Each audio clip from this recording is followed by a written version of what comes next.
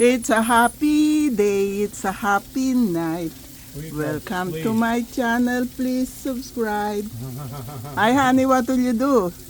You will clean the car? You know what? We got sleet coming down. Yeah, there's a sleet rain. Nah, forget it. Okay, I I'll will. put it off until later. Excuse Yes, me. and I will continue cooking.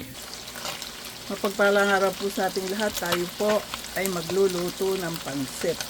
Kaya na po yung mga sahog-sahog niya. Binabrown ko lang po yung chicken. Pansit Canton po. Regalo sa akin ni Edison yan nung Pasko.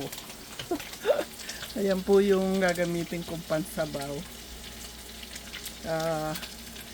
Nagpakulo po ako ng chicken dyan. Nilagay na po natin ang bawang at sibuyas. Sinigisa ko na po yung ating sahog sa ating pansit canton.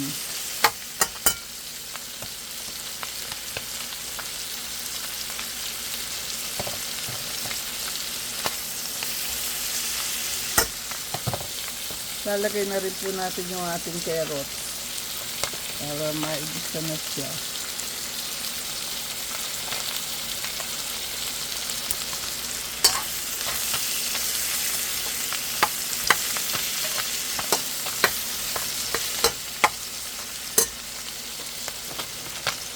Pati na po ang ating celery para lumasa na siya.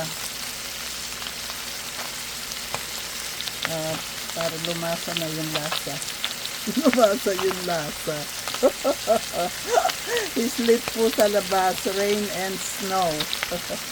Freezing rain and snow.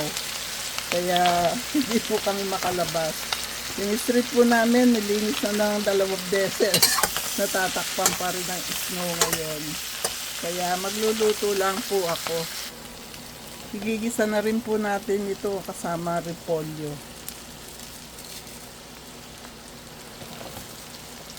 Tapos, lalagay na natin yung ating pansit canton. Lulutuin ko pong bukod yung pansit canton. Yan munang gulay-gulay. Taktakan po natin ng konting patis. Ayan, konti lang. Kasi yung sotanghon maalat na yan. Nandiyan na po yung sahog. Inalis ko na. At yan naman dyan ko lulutuin itong pansit canton. Ayan po. Kumukulo na po kaya lalagay na natin itong ating pansit canton. Freezing rain and snow. So it's a sleet. Let's continue cooking.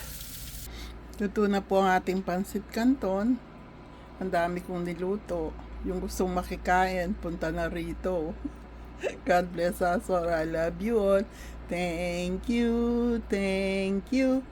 You're so very kind to us. Thank you. God bless us all. Let's enjoy this food. Thank you, God.